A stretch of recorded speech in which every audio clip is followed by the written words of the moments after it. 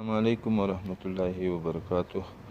भाई, मैंने उसी दिन आपकी साथ वादा किया था कि मैं ईरानी पेटियों का एक वीडियो भेज देता हूँ। अब ये ईरानी पेटी है और ये डबल स्टोरी है। ये डबल स्टोरी जो है इसके ऊपर ये जाला है, जाला भी उठाता हूँ। अब ये पेटी है, ये बिल्कुल ज़बरदस्त पेटी है और इसका मेन गेट है।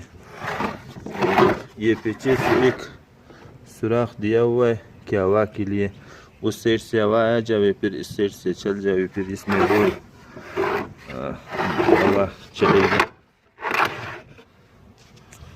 और अब इसके ऊपर ये जाली लगा देता हूँ, इसमें 10 प्रेम आ जाएंगे, फिर इसके ऊपर 10 प्रेम और आ जाएंगे इसके ऊपर।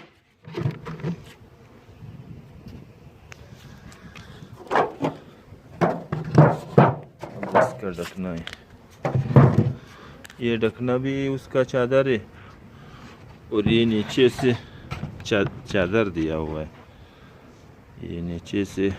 और ये हाथ पकड़ने के लिए बहुत ज़बरदस्त जगह है और वो ऊपर वो ढकना भी इसके ऊपर आ जाएंगे।